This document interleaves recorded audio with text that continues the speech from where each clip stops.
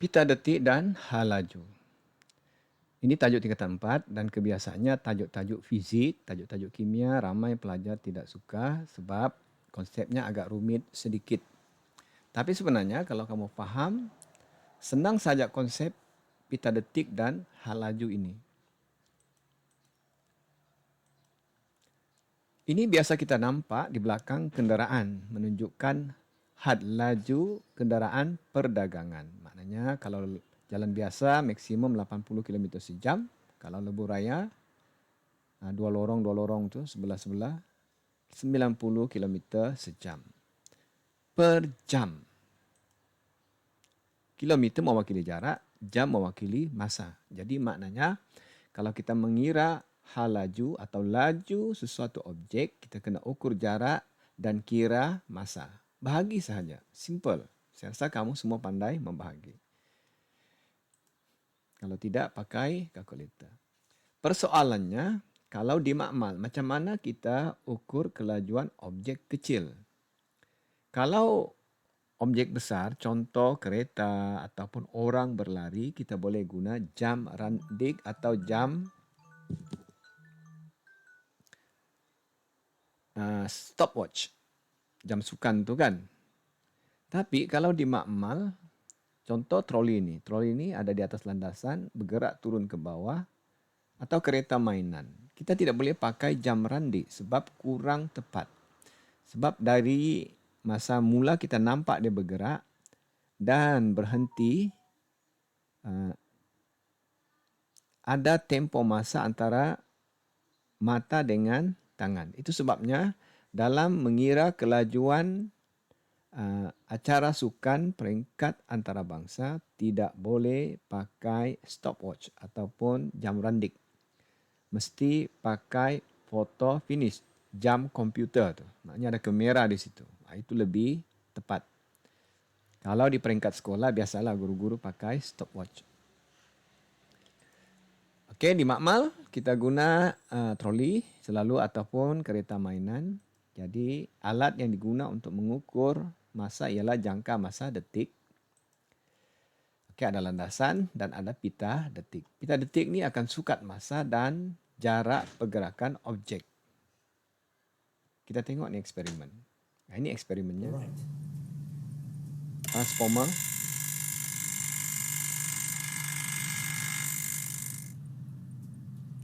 Dots are marked on the tape at varying. Jadi pita detik tadi akan membuat cetakan di atas jangka masa detik akan membuat cetakan di atas pita detik. Titik-titik ni ya. Titik-titik ini adalah masa. Panjang pita ini jarak. Jadi kalau ada masa, ada jarak, maknanya kita boleh ukur hal laju. Simple saja dia punya prinsip. Kalau dia sangat laju, titiknya jauh-jauh.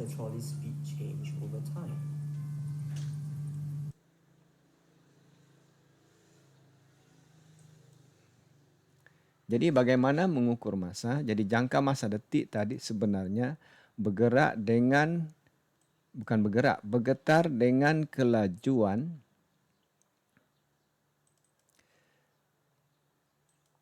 50 kali sesaat ataupun 50 detik satu saat. Yang kamu dengar mengetuk tu kan?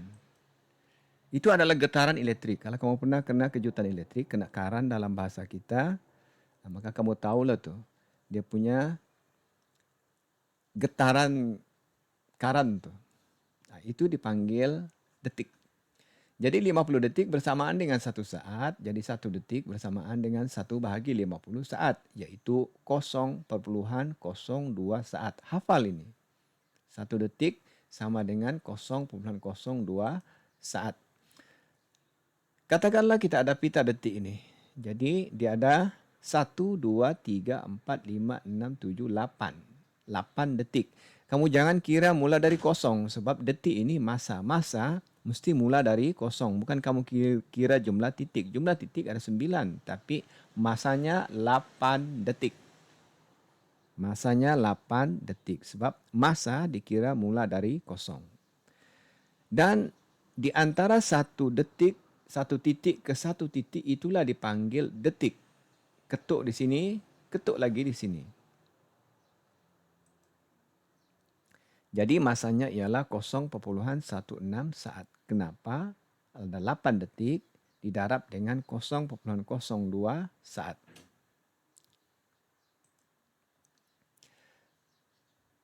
Pita detik ini kita boleh analogi dengan kesan tapak kaki. Katakan orang tu dikejar polis kan. Jadi ada kesan tapak kaki di atas tanah atau di atas pasir.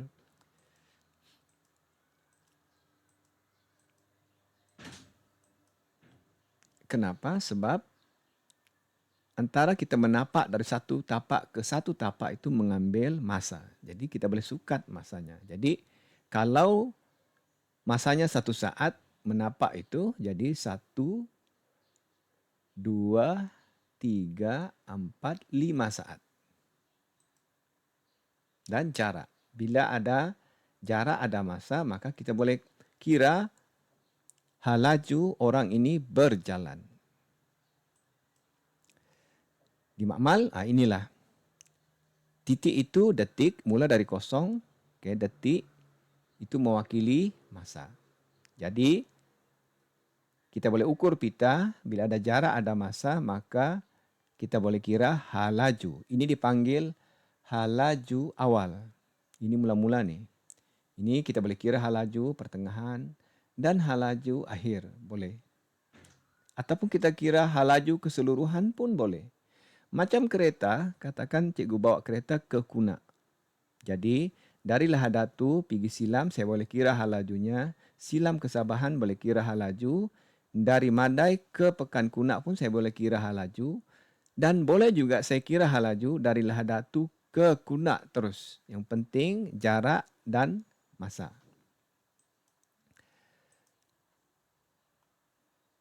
Okey, bagaimana mengira laju?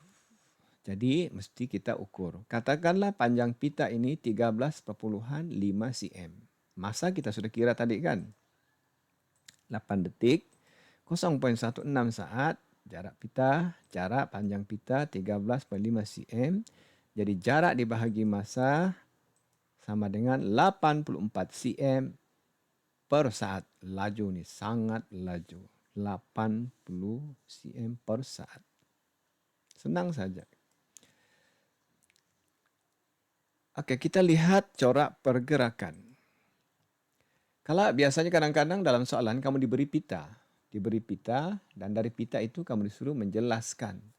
Jadi di sini jarak titik itu berdekatan maknanya lambat. Kalau jauh, laju. Jadi ini semakin laju ataupun memecut. Sementara ini kamu tengok jarak antara titik adalah sekata.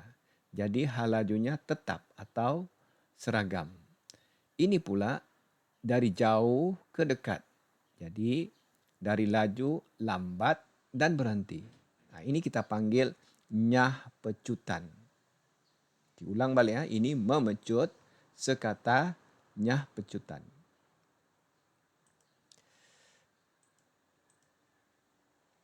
Kita boleh buat analogi atau perumpamaan dengan kesan tapak kaki. Kan orang berjalan.